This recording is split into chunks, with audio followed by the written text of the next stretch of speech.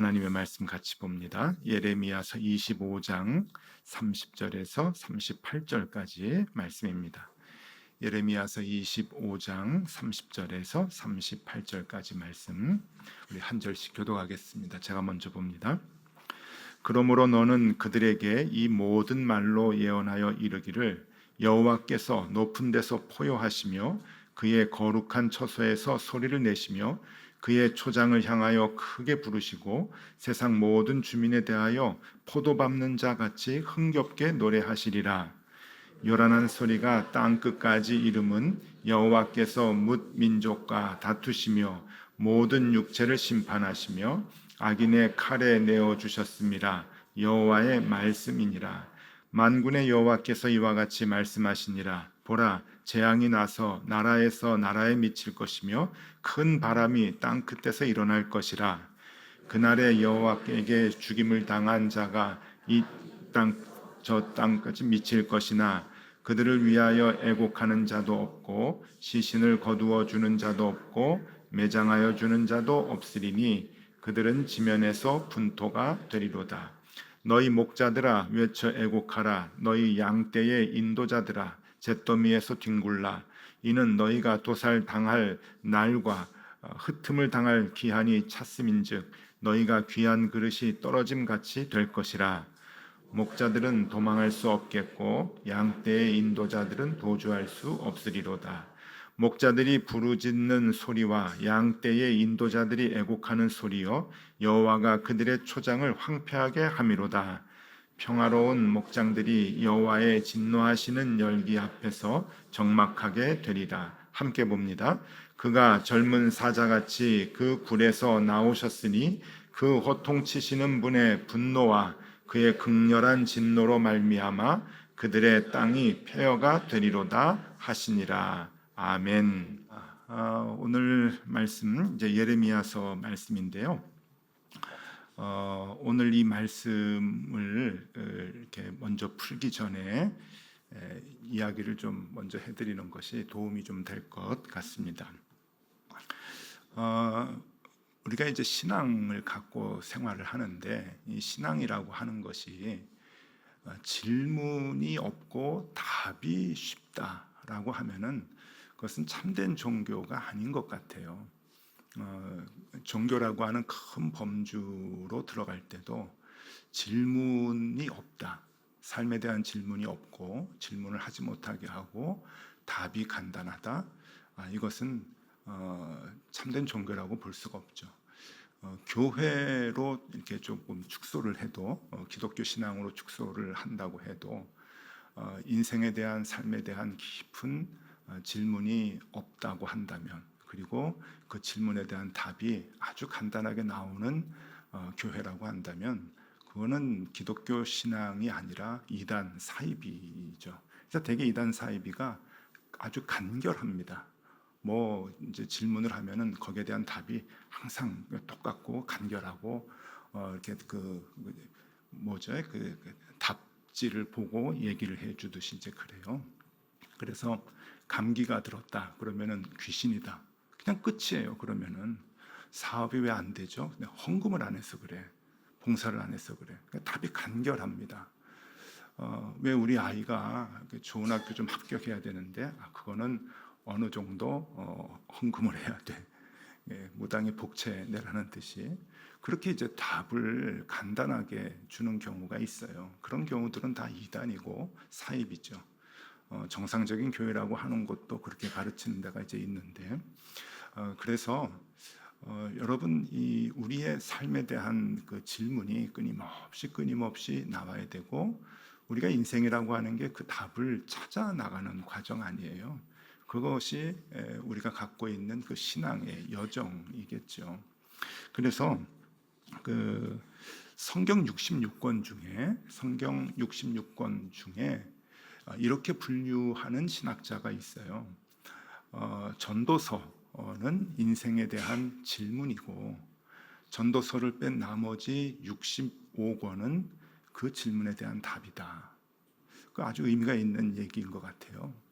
전도서는 인생에 대한 깊은 질문을 얘기하는 것이고, 나머지 65권이 그 질문에 대한 답을 써주고 있다.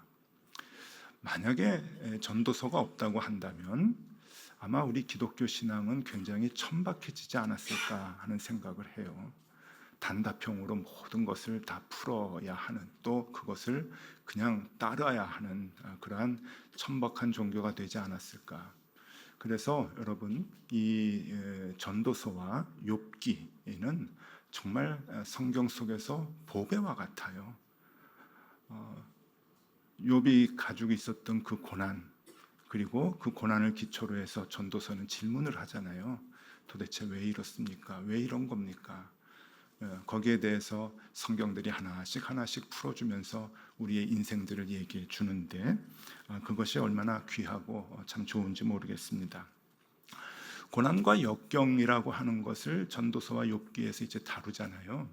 그 고난과 역경이 우리에게 필요가 없기 때문에 그런 것이 아니라 정말 소중하기 때문에 그런 것들을 다루는데, 성경 전체를 보면은 이 고난과 역경이 우리 인생의 시실과 날실이 되어서 좋은 천을 만들어 나가는 것으로 우리 이제 설명을 해주고 있죠. 그래서 그것이 얼마나 이제 귀한 일인지 모르겠습니다.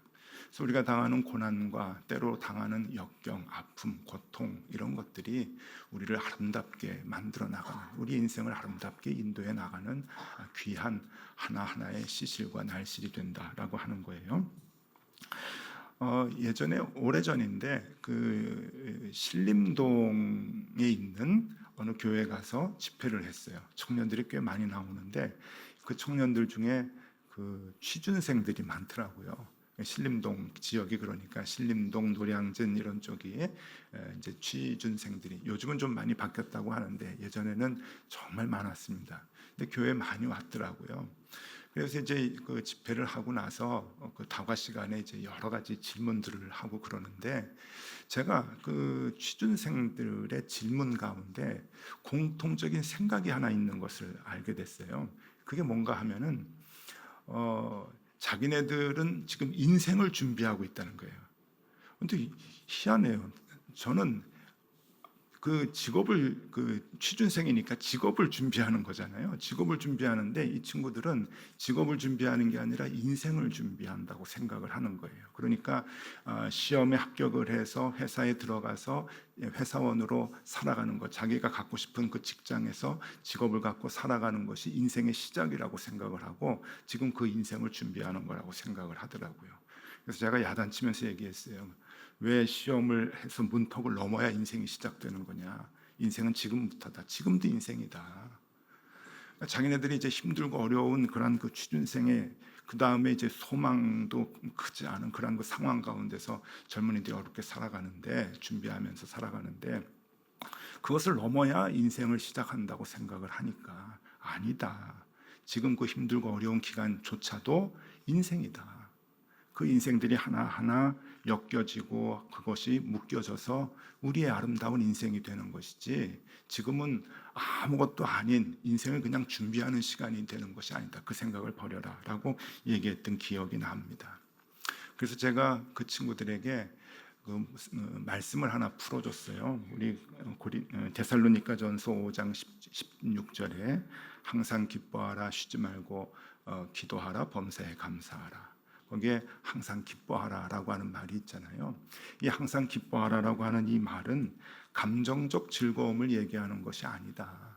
항상 기뻐하라고 하는 것은 기뻐하라고 하는 것이 중요한 단어가 아니고 항상이라고 하는 것이 중요한 단어인데, 그것은 하나님의 섭리 가운데서 우리가 우리의 삶을 만족하고 그 만족 가운데서 평안을 누리는 삶을 의미하는 것이다.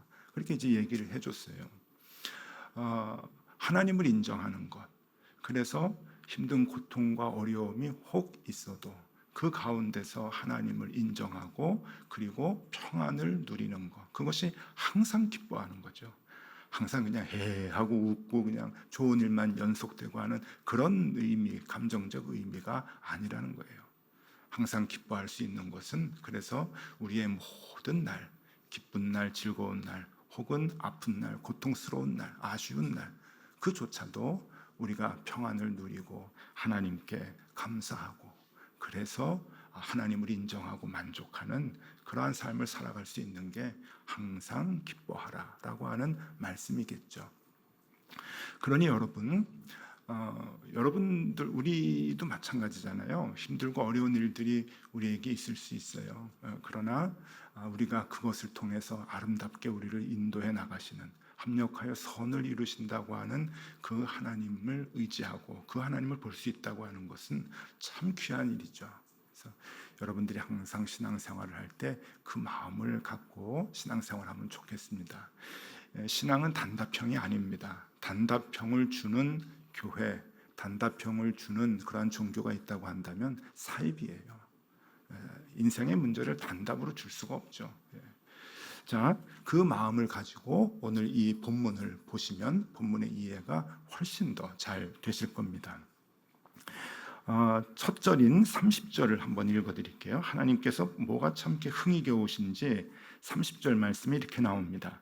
그러므로 너는 그들에게 이 모든 말로 예언하여 이르기를 여호와께서 높은 데서 포효하시며 그의 거룩한 처소에서 소리를 내시며 그의 초장을 향하여 크게 부르시고 세상 모든 주민에 대하여 포도 밟는 자같이 흥겹게 노래하시리라.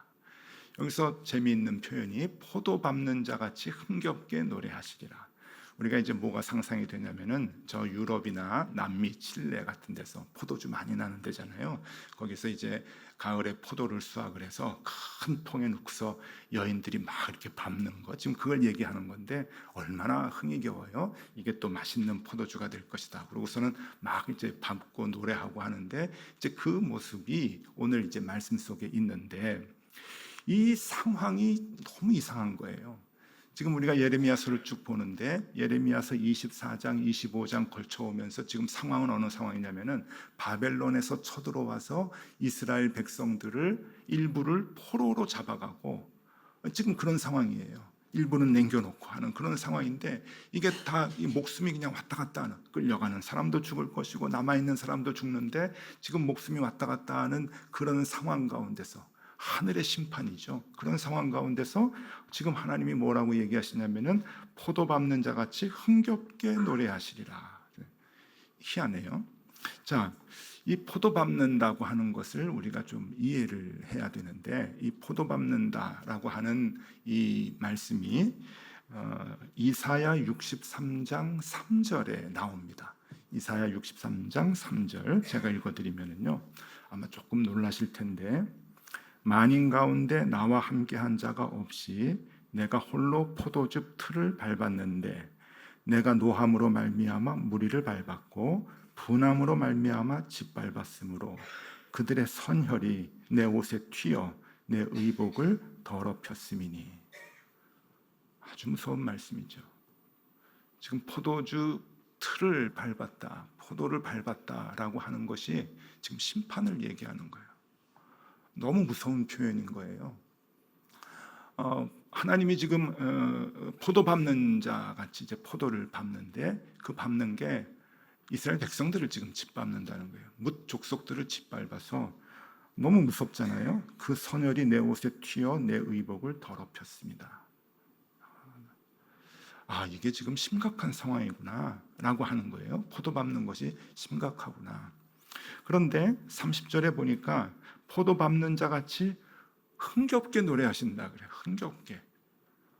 아니 포도 밟는 게 지금 이렇게 비참한 상황이고 엄청난 상황인데 하나님은 왜 흥겹게 노래하시면서 포도를 밟는가? 자, 31절 말씀입니다. 요란한 소리가 땅끝까지 이름은 여호와께서 뭇 민족과 다투시며 모든 육체를 심판하시며 악인을 칼에 내어 주셨습니다. 여호와의 말씀이니라. 하나님의 심판이다. 하나님의 심판이다. 그런데 하나님은 흥겹게 노래하십니다. 심판하시니까 악인을 다 제거하기 때문에 하나님은 흥겹게 노래하실 수 있겠죠. 그런데 하나님의 이 흥은 그런 것도 있겠지만요. 선한 사람을 살리는 일이 시작이 된 것 때문에 하나님은 흥겹게 노래하시는 거예요. 그 하나님의 마음이 24장, 25장 계속 이제 이어지고 있는데 24장에 나오는 그 환상, 살구, 그 무화과 그 환상에 대해서 지금 이제 설명이 계속 이어지는 거거든요. 그래서 무화과 다시 한번 보여드릴게요. 우리 지난 주 중에 매일 주심 기도회 때 한번 보여드렸는데, 좋은 무화과하고 나쁜 무화과하고 하나님께서 이제 예레미야에게 이제 환상으로 보여주신 거예요. 좋은 무화과, 나쁜 무화과. 자, 그러면은 좋은 무화과는 무엇이고 나쁜 무화과는 무엇이냐? 좋은 무화과는 맛이 좋고 사람들이 좋아하죠. 나쁜 무화과는 선택을 안 해요. 그러면 다들 좋은 무화과가 되고 싶죠. 그래서 이 환상을 지금 어느 시점에 보여주시는 건가 하면은, 바벨론이 침공해 와서, 느부갓네살 왕이 군사를 이끌고 침공해 와서 지금 예루살렘과 유대 땅을 쑥대밭을 만들어 놓고 사람들을 잡아가는 거예요. 포로로 사람들을 잡아갔을 때, 잡아간 사람들을 저 좋은 무화과로 얘기하고 있어요. 그리고 남아있는 사람을 저기 나쁜 무화과로, 먹지 못할 나쁜 무화과로 얘기하고 있죠. 그러니까 우리의 생각과 반대로 지금 얘기하시는 거잖아요. 자, 좋은 무화과는 무엇인가? 그것은 하나님께서 살리시기 위해서 잡아가시는 거죠. 잡아가서 다시 하나님의 존재를 깨닫고 하나님께 다시 돌아와서 생명을 얻게 하는 이스라엘 백성들을 잡아간 사람이라고 얘기합니다. 그 사람들을 좋은 무화과라고 얘기하고, 아이고 나는 잡혀가지 않았어, 이제는 살았구나라고 예루살렘에서 그 잡혀가지 않고 머물렀던 그 사람들은 저 나쁜 무화과라고 하는 거예요. 다 죽을 것이다, 하나님 모르고 다 죽을 것이다 라고 하는 거예요.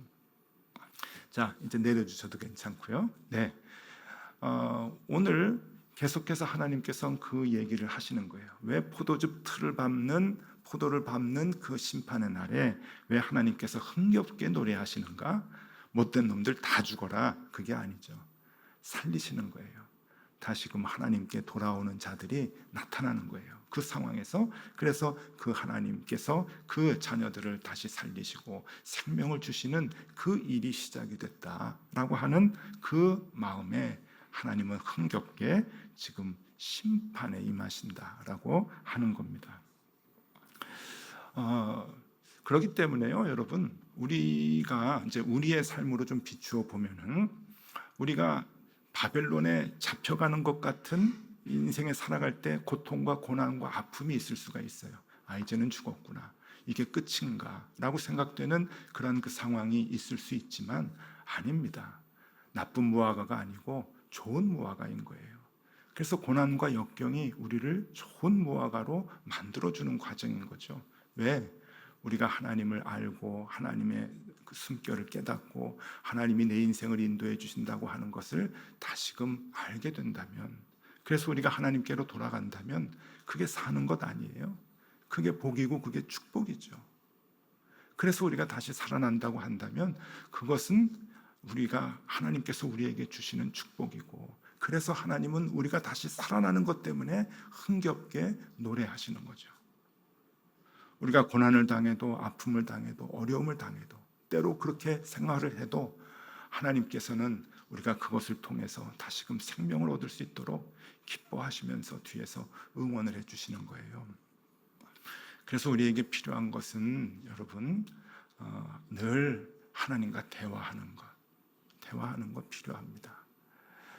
다니엘이 하루에 3번씩 창문을 열고 예루살렘을 향해서 무릎을 꿇고 하나님께 감사했다고 다니엘서 6장 10절에 나오잖아요. 그 말씀과 같이 우리가 늘 하나님과 대화하고 하나님께 묻고 하나님의 음성을 듣기를 원하는 그러한 삶을 산다면, 여러분, 하나님께서 우리를 인도해 주시는 것, 그 순간은 모르겠고 그 순간은 힘들고 어려워서 그것이 보이지 않아도 협력하여 선을 이루신 하나님께서 우리를 하나님의 계획대로 인도해 나가신다고 하는 거죠. 여러분, 그 학자들이 이렇게 얘기를 해요. 우리가 하루에 선택을 하는 것이 둘 중에 하나, 셋 중에 하나, 여럿 중에 하나 선택을 하는 것이 평균 150번이라고 합니다. 150번. 그런데 이 150번의 선택 가운데 한 3분의 1 정도가 우리의 인생이 바뀔 수 있는 선택이래요. 그러니까 여러분이 하루에 150번 선택을 해요. 선택을 하는 과정에 3분의 1이 내 인생이 확 바뀔 수 있는 가능성이 있는 선택이라고 하는 거예요. 내가 카페를 가야 되는데 이리 갈까 저리 갈까 하다가 오늘은 저쪽으로 가지. 저희가 뭐 뷰가 더 좋아. 그래서 저쪽으로 갔는데 거기에서 결혼할 남자를 만난다든지 뭐 그런 경우 있잖아요. 인생이 확 바뀌는데 그러한 바뀌는 것들이 3분의 1이 된다는 거예요. 한 50번은 그렇게 된다는 거예요. 여러분 오늘 아침에 이제 그 식사를 같이 할 때 저는 아침 식사 못 하겠어요. 빨리 가야 되게요. 갈까 말까 하다가 잡혀서 식사를 했어요. 식사를 하다가 또 사람을 알게 되고 여기에서 좋은 분 또 만나게 되고 봉사하게 되고 하다가 또 인생이 바뀔 수도 있고요. 이 선택이라고 하는 것이 그만큼 중요한데, 그러면 150번 선택을 할 때마다 여러분들이 기도하시겠어요? 커피 주문할 때 따뜻한 거로 드릴까요? 찬 거로 드릴까요? 가만히 있어 보세요. 기도 좀 해보고. 기도하고 아이스 아메리카노로 주세요. 그럴 수는 없잖아요. 그러면 우리가 평소에 하나님하고 기도하고 대화하는 게 중요한 거예요. 다니엘이 하루 3번씩 기도했다라고 하는 것은 하나님께 맡겼다는 거거든요. 하나님을 보지 못하는 그 기간이 길어지지 않도록 내가 늘 하나님을 의식하며 살아가는 그 확인이 하루 3번 기도라는 거잖아요. 그러니까 여러분 하루 3번 꼭 기도하고 그런 얘기가 아니에요. 하나님을 늘 의식하고 하나님 안에서 믿고 의지하고 살아가라고 하는 의미죠. 우리가 어떻게 150번 다 기도하면서 선택을 하겠어요? 그런데 그 선택이 굉장히 중요하고 그 중에 3분의 1은 우리의 인생을 확 바꿔놓는 선택이 될진데, 그 가운데서 하나님 인도해 주십시오, 하나님 이끌어 주십시오 라고 하는 그 마음이 하나님과의 대화 아니겠어요? 그러니 하나님을 인정하고 하나님을 신뢰하고 살아가는 것은 무척 중요한 거죠. 하나님 지금 힘들고 어렵습니다. 그런 고백을 할 수 있어요. 그러나 하나님, 이것도 하나님께서 나를 인도해 주시는 시실과 날실 중에 하나인 줄로 믿습니다 라고 하는 그 고백은 하나님이 기뻐하시는 거예요. 포도 밟는 자 같이 하나님이 흥겹다고 하시는 거예요. 포도 밟는 것이 심판이지만 하나님은 흥겨운 거예요. 네가 돌아오는구나. 네가 내 품으로 다시 오는구나. 잃었던 아들을 다시 얻는 그 아버지의 마음이 하나님의 마음이라고 하는 거죠. 그러니 여러분, 우리가 그 하나님을 볼 수 있으면 좋겠다 생각을 합니다. 지금까지 살아오시면서 힘들고 어려운 일들이 많으셨죠? 또 지금도 견디기 힘든 어려움 가운데 계시는 분 계실 텐데, 우리가 그 아버지의 마음을 보면 좋겠어요. 그리고 흥겨워하시고 기뻐하시는, 우리가 돌아가기를 기다리시면서 돌아오기를 그토록 기다리면서 눈길을 주님께 드릴 때 흥겨워하시고 좋아하시는 그 하나님을 우리가 볼 수 있으면 참 좋겠다. 그래서 그 하나님을 신뢰하고 무한히 하나님께 맡기는 우리의 삶이 되면 참 좋겠습니다. 여러분 그렇게 살아가면 좋겠고요. 오늘도 이 말씀으로 포도 밟는 자 같이 흥겹게 노래하시리라. 흥겹게 노래하시리라. 고난과 아픔 가운데서도 하나님께서 기뻐하시며 우리를 기다리시는 그 주님을 바라보고 다시금 우리가 주님께로 돌아가 힘을 얻고 용기를 얻는 우리의 삶이 될 수 있으면 좋겠습니다.